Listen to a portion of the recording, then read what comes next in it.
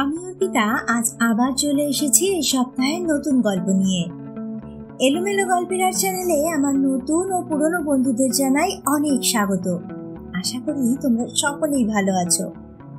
আমার আজকের নিবেদন একটি নৈতিক গল্প, একটি কাঠুরি ও তার সোনার কুড়াল। চলো আর দেরি না করে গল্পটা শুরু করে দিই। একসময় এক বনের পাশে এক কাঠুরে থাকতেন। তিনি বনের কাঠ কেটে বাজারে বিক্রি করতেন এবং তাই দিয়ে তিনি পয়সা উপার্জন করতেন। একদিন নদীর ধারে একটি গাছে কাঠ কাটার সময় তার কুড়ালটি নদীর জলের মধ্যে পড়ে যায়। নদীটিতে জলের স্রোত থাকার কারণে সে অনেক খোঁজার পরও কুড়ালটি পায়নি এবং সে মনের দুঃখে নদীর ধারে বসে কাঁদতে থাকেন। কাঠুরির দুঃখ দেখে নদী দেবতা জল থেকে উঠে আসে এবং তাকে জিজ্ঞাসা করেন তার দুঃখের কারণ কি। তখন কাঠুরের সমস্ত ঘটনা নদী দেবতার সামনে বর্ণনা করেন। তার কঠোর পরিশ্রম ও সত্যতা দেখে নদী দেবতা অদৃশ্য হয়ে যায় এবং একটি সোনার কুড়াল নিয়ে এসে তাকে জিজ্ঞাসা করে যে এটা তার নাকি।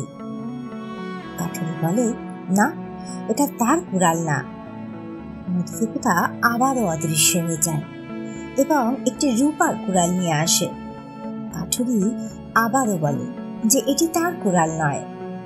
নদী দেবতা আবারও অদৃশ্য হয়ে যায় এবং এইবার একটি লোহার কুড়াল নিয়ে আসে। এবার কাঠুরি বলে যে হ্যাঁ, এটা তারই কুড়াল।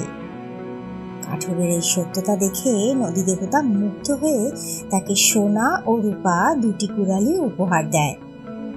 সুতরাং এই গল্পের ঘটনা দেখে আমরা এটাই শিখতে পারি যে সততা ও সত্যতা আমাদের সর্বোত্তম নীতি।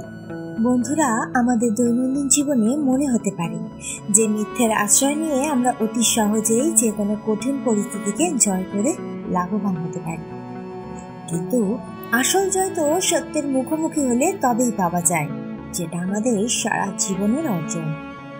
জীবনে লাভবান হতে গেলে এবং জীবন যুদ্ধে জয়ী হতে চাইলে সর্বদা সত্য ও সততার রাস্তা অবলম্বন করা উচিত। তোমাদের কি মনে হয় বন্ধুরা? আমাকে অবশ্যই কমেন্টে জানিও। সকলকে অনেক ধন্যবাদ আমার সাথে থাকার জন্য। পুরনো বন্ধুদের কাছে অনুরোধ, গল্পটা ভালো লাগলে লাইক ও শেয়ার করে আমায় উৎসাহ দিয়ে যেও।